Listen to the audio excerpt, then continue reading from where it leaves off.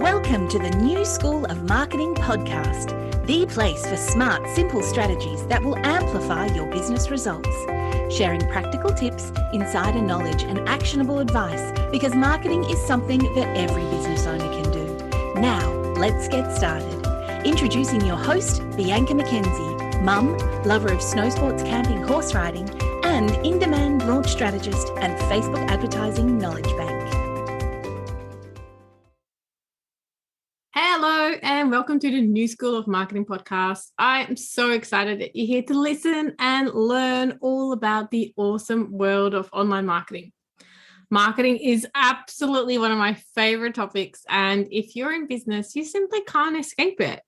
Without marketing, nobody will find you. Makes it sound pretty dramatic, but it's true. Even telling your friends and family about your business is a form of marketing.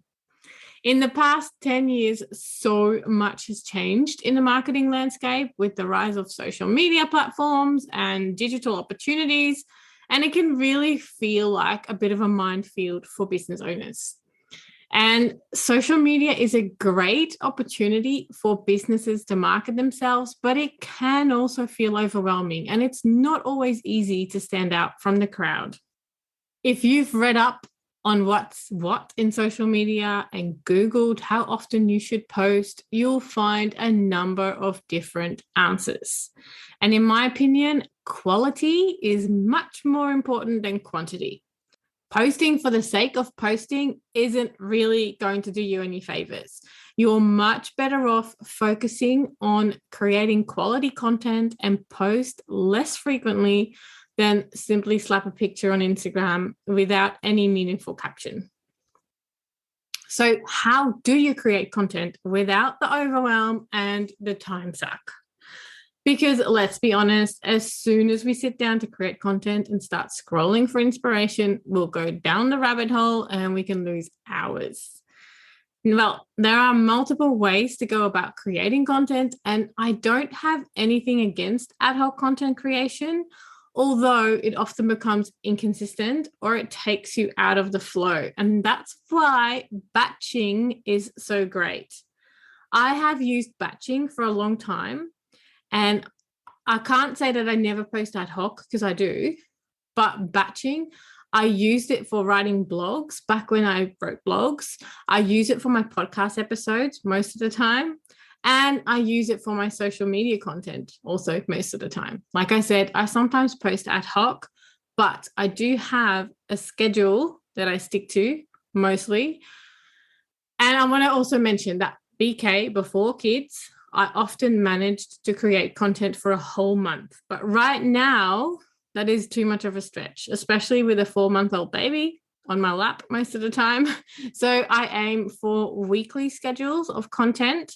Sometimes, and especially with my podcast, I can get a little bit more done than one episode. I might get 2 recorded, which is great. It's a bonus. I have to be honest with you, there are weeks where I struggle and it doesn't happen, or I fall off the batching bandwagon. And I used to beat myself up about it, but I stopped doing that. This is my life right now. And if I can't post on social media for a few days, then I'm okay with that. If you're in the same position, just know it's okay. Get back on when you can.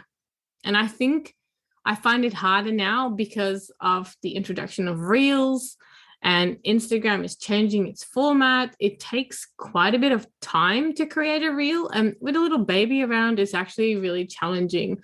Whereas when it was simply image posts, I found it easier to plan ahead. Anyway, back to our topic.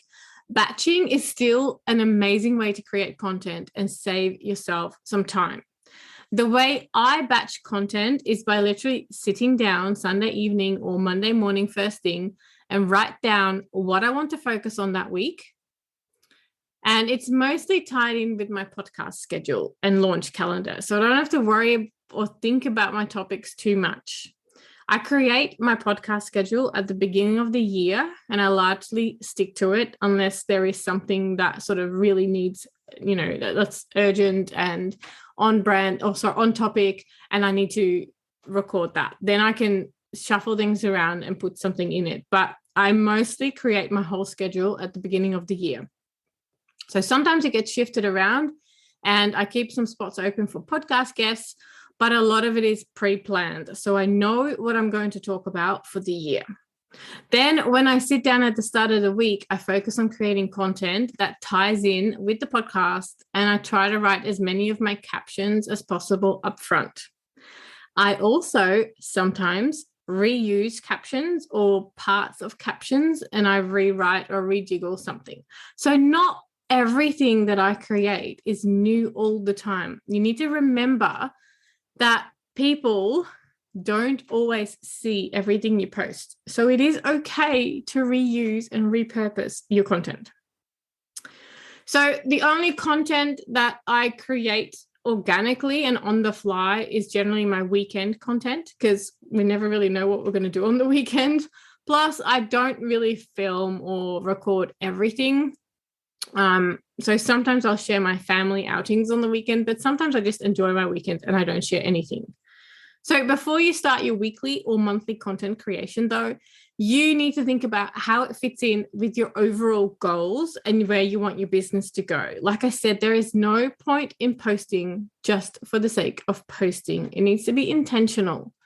So your first step is to sit down and do some goal setting.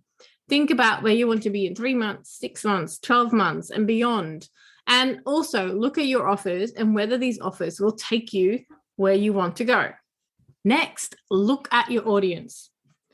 Who are they? What do they want? What are their dreams? What are their goals? What are their aspirations? What are their frustrations? If you're unsure about who your audience is, listen back to one of my previous episodes where I'll list it in the show notes, where I talk all about identifying your ideal audience and your ideal client. Next is your message. Determine what it is that you are trying to say and how. And the easiest way to formulate your message is to listen to your audience and basically say what they say. Speak directly to their fears, frustrations, dreams, and aspirations.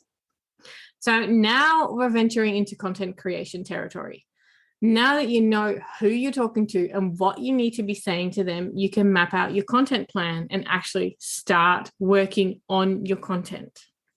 You can start grouping your topics into educational posts, behind the scenes, testimonials, success stories, teaching, and selling.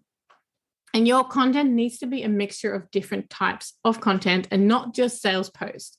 Remember the know, like, trust factor. A lot of social, and the word says it, it's social. A lot of people are on social media to be social, to sort of escape their jobs, their daily grind kind of thing. It's a connection platform. So it needs to be that connecting, building relationships. Okay, then decide whether batching weekly or monthly or somewhere in between works best for you. Like I said, I used to be able to create up to a month, but now with 2 kids around, I create a weekly schedule. It's just the way it is for me. So think about what works for you. Look at your overall goals and at which offers you want to sell at which specific times of the year or the month, because this also helps with creating your content calendar, as you'll need to start seeding your offers, like telling people about it in advance, and then have more sales content towards the end. So it actually becomes reasonably easy to create your schedule if you match it up with everything you want to do in a year. There are many ways to create content calendars and many ways to batch your content. And I want to inspire you to find out what works best for you. Don't worry what, person XYZ says, because they are not you and they probably work in a different way.